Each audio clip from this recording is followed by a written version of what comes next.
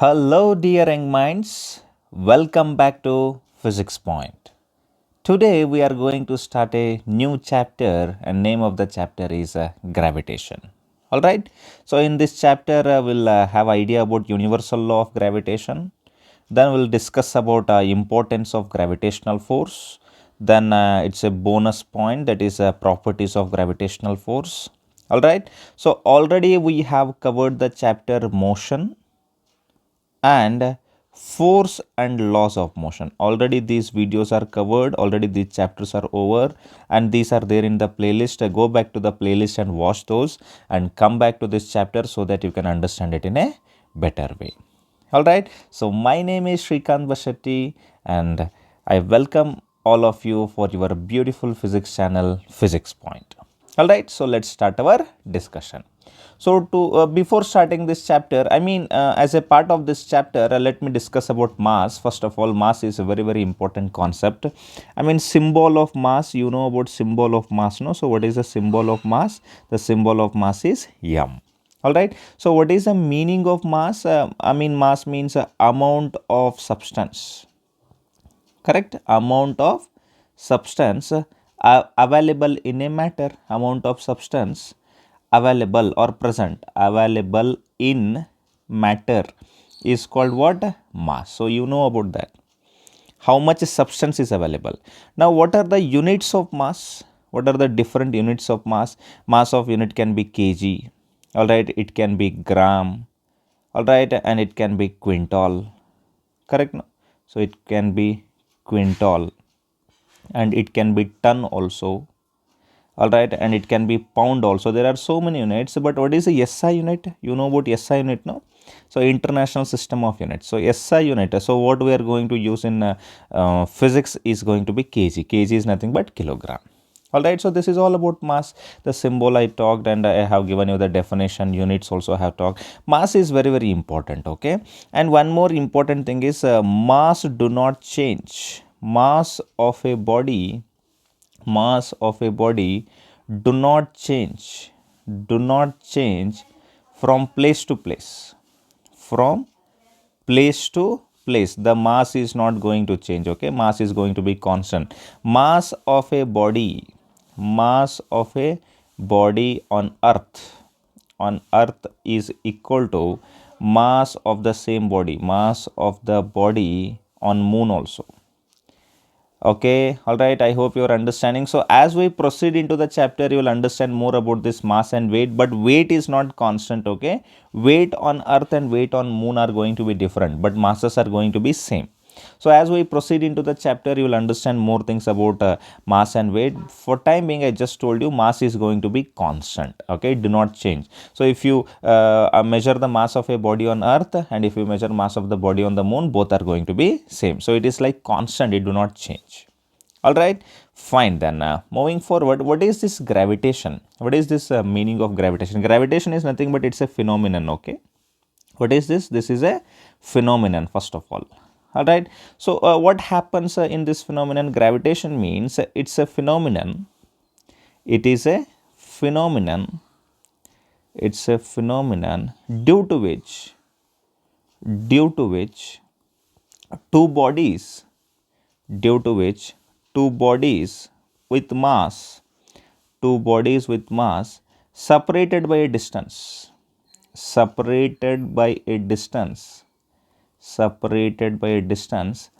attract each other.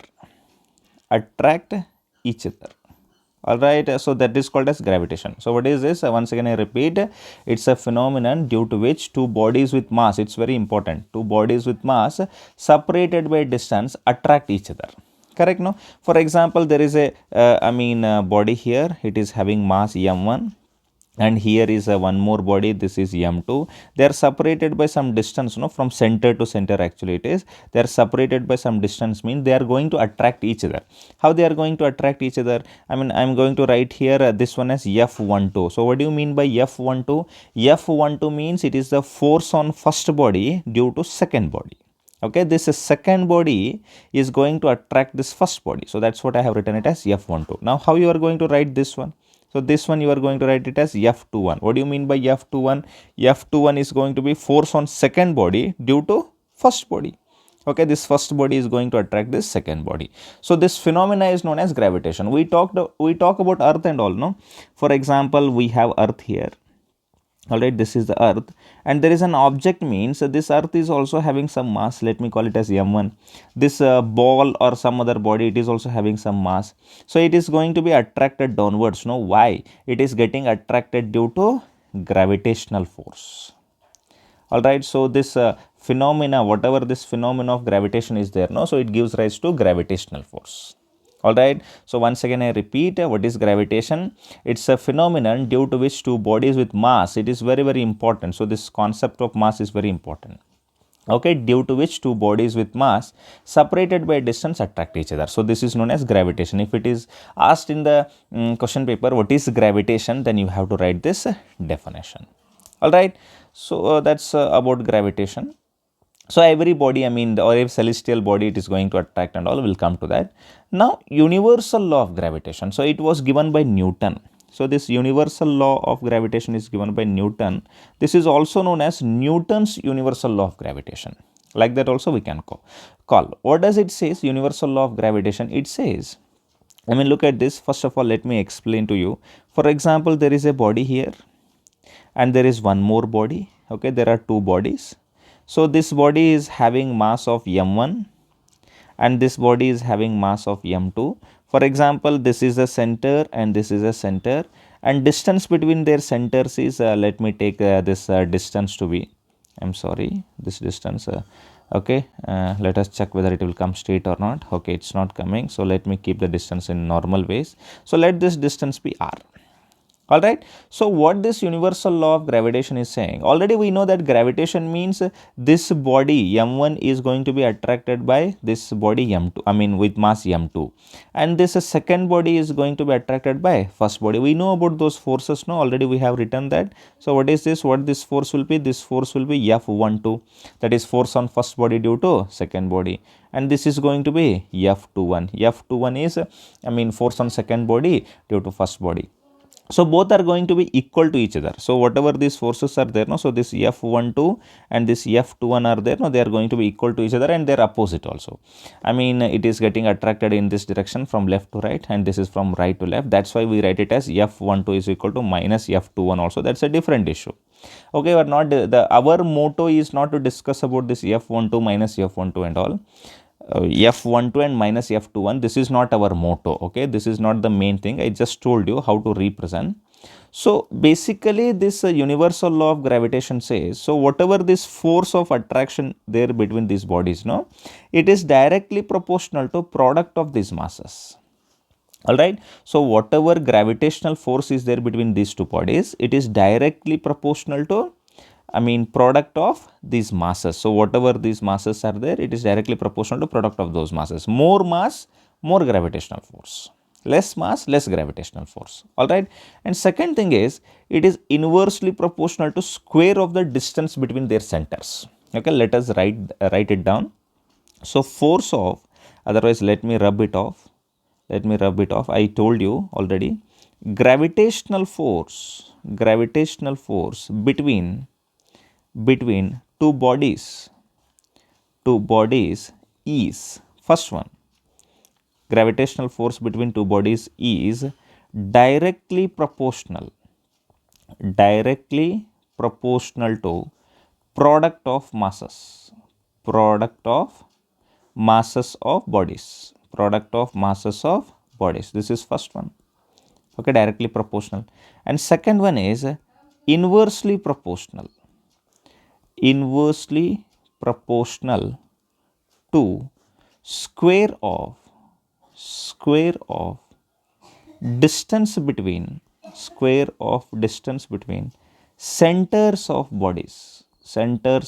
This is very, very important. You have to take it from center to center only. Alright, so to represent it mathematically, it is like F is directly proportional to m1, m2 and inversely proportional to square of the distance. To remove this proportionality sign, we keep one constant and we call it a G. Okay, what is this G? We'll talk about that. G m1 m2 divided by r square it becomes. Alright, so this is the equation. Now what is this G? This G is known as universal gravitational constant. What is this? Universal gravitational constant.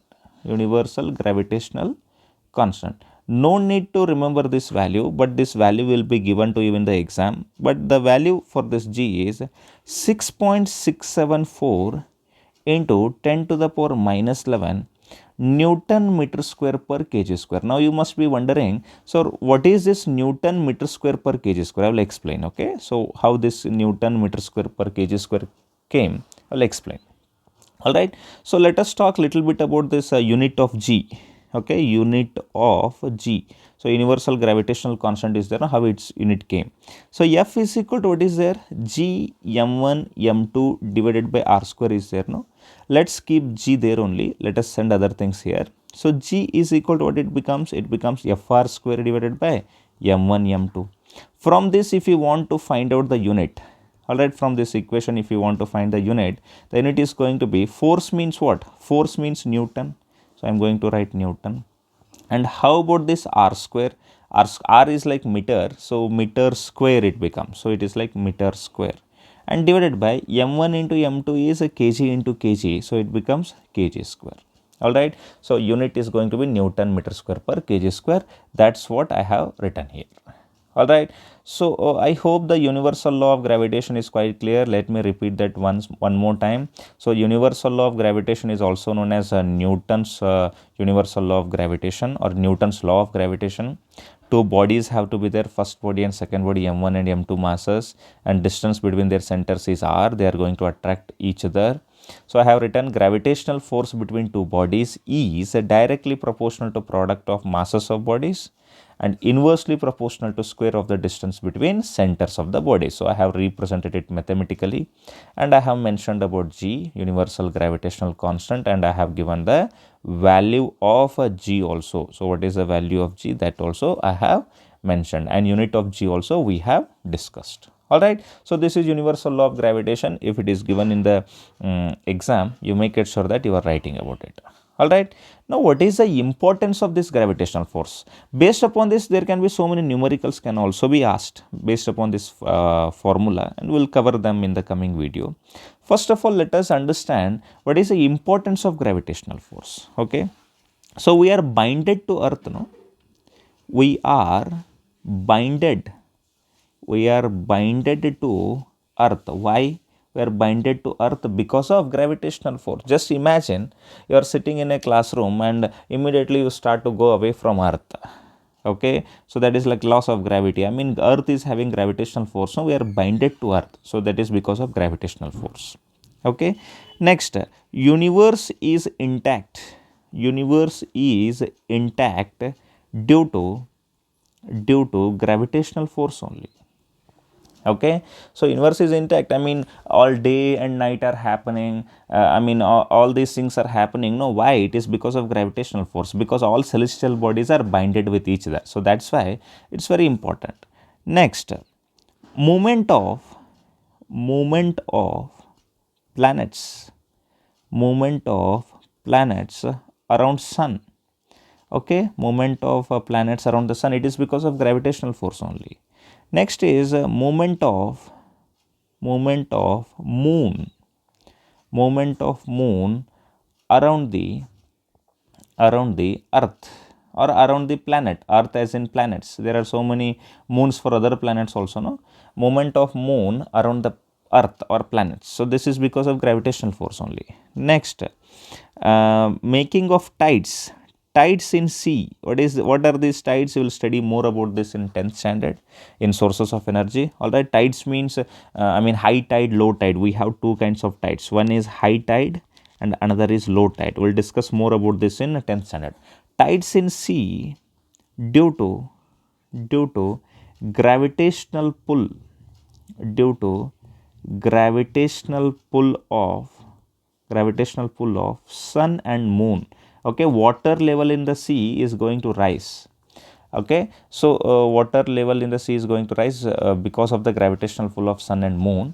So those are only called as tides. So we'll discuss more about that in the next class, that is 10th standard. All right, fine. So these are all the importances of gravitational force. If they are asking you a question, what is the importance of gravitational force, you should be able to mention all these points. All right, moving forward. Now, what are the properties of gravitational force? In 9th standard NCERT it is not there, it's like a bonus. Alright, so this is like a bonus for you, but this is going to appear again back in 11th standard, so that's why you need to understand about it. So, what are the properties of gravitational force? The first property is like it is mass dependent. It depends on mass. It depends on mass, more gravitational force, less mass, less gravitational force. All right. So next is, it acts between celestial bodies. It acts between celestial bodies. It doesn't mean it is not acting between other bodies.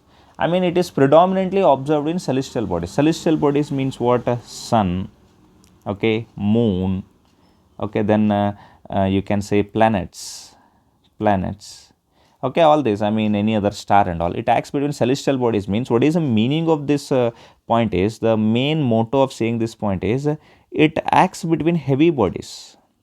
It acts between heavy bodies. You may ask me, sir, whether it will act between small bodies or not. It will act, but that is not observed predominantly. So it acts between heavy bodies. So that's one important property of gravitational force. All right. Next one is, it is a long range force.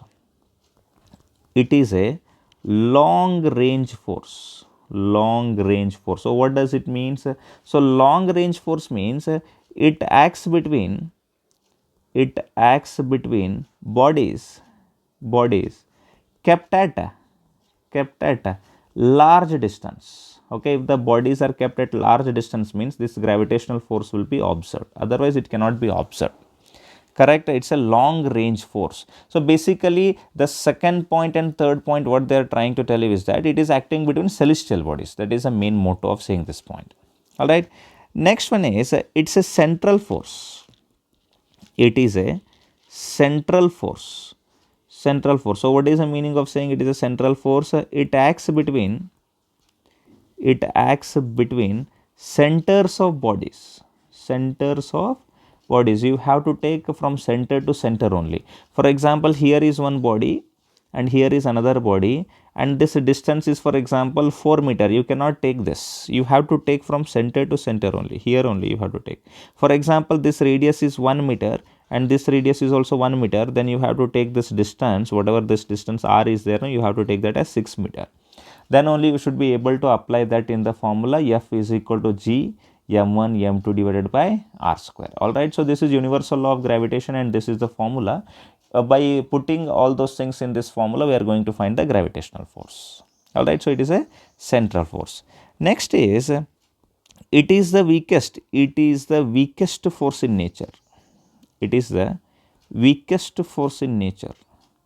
So you must be asking like, sir, the planet is revolving around the sun because of gravitational force. Such huge bodies are moving.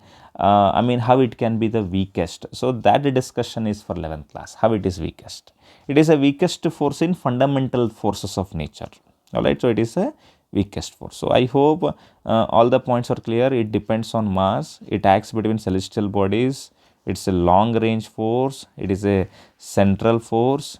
It is a weakest force in nature, and it is a conservative force. It is a conservative force. Now you must be asking, what is this conservative force? Again, that discussion is for a higher standard, or maybe we'll discuss about this conservative force in work energy.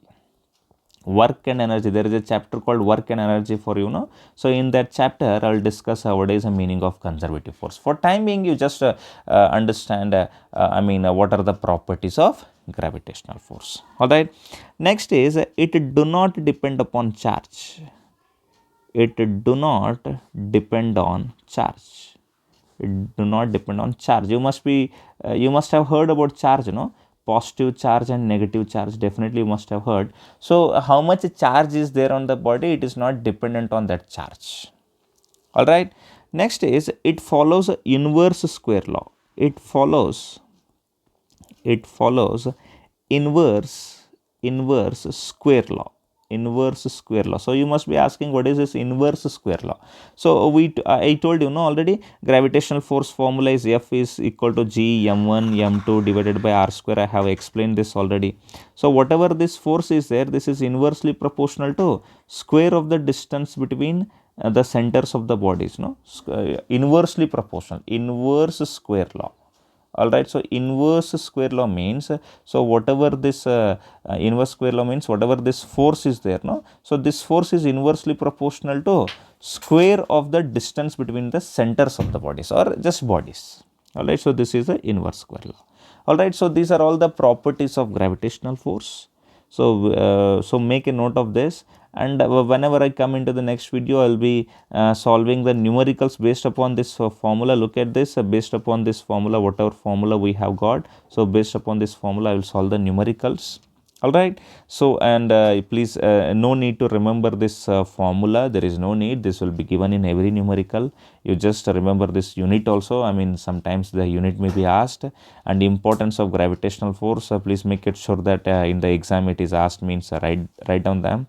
And afterwards, properties of gravitational force, so this is like bonus. So right now if you study, there is no harm in it. All right, so okay, then thank you very much for attending the class. Make it sure that you are liking the video and share this with your friends, and don't forget to subscribe to the channel. All right, so thank you very much, have a good day, and bye bye.